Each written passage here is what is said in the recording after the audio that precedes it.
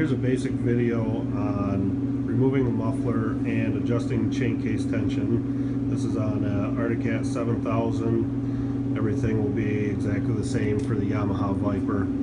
I removed the hood on this one. It took me about 2 minutes to get the hood off, and it will save a lot of aggravation by doing that. It's not necessary, but it does make it a lot easier. Once the hood is off, the first step is to unplug the sensor going to the exhaust. Just a quick connect, and that will come right off. Next step is to remove the 3 bolts holding the header pipe onto the muffler. After those are removed, there's a spring on the back side of the muffler. For me, this is the hardest step. To get this loosened up, I use vice grips and I'm able to get back in there. This holds the muffler and fastens it solid to the frame. Once the spring is removed, the muffler's ready to come out. It just pulls straight up and out. Most of the time, when you remove the muffler, it's more than likely going to ruin the gasket on there.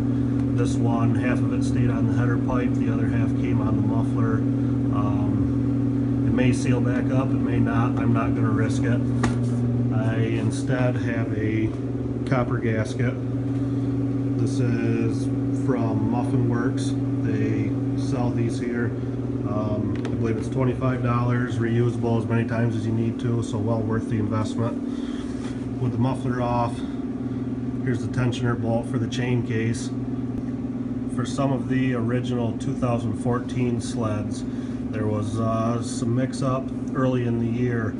The owner's manual had us setting this adjustment to finger tight and then a quarter turn back.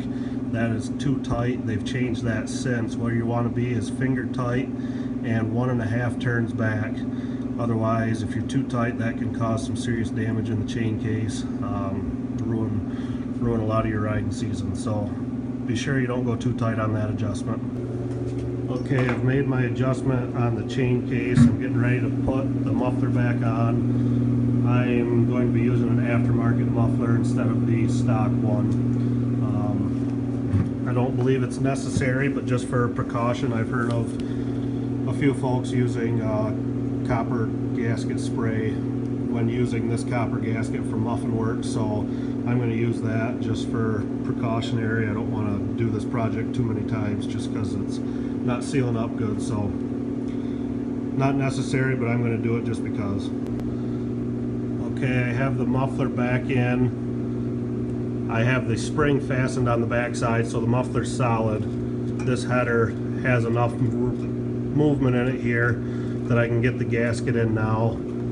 Directions on this spray gasket maker say just a light, even coat on both sides of the gasket, so I'm going to do that. One quick step before the muffler goes back on, just take a rag, wipe both surfaces here real good so that it's all clean and free of the old gasket. If some of the gasket sticks on it, just grab a flathead screwdriver, scrape it off, but make sure that's good and clean so that's not going to mess up your seal with the new gasket. Muffler's on, gasket's in, everything's tightened up. Be sure to put the sensor back in, fasten it into the muffler first. Once it's fastened, plug it back into the connector. Put the hood back on, the side panels, and you're all set to go. Start to finish, this was roughly a 45-minute project. I've done it before, so I do know the tools. There's only a few that you need, but it's very straightforward. Again, I'd like to thank Muffin Works for the copper gasket. $20–25, I believe. Plenty of use for it. Other than that, if you need any tips on hood removal, check out my other video. I do have one showing the hood removal on there, and it's very straightforward.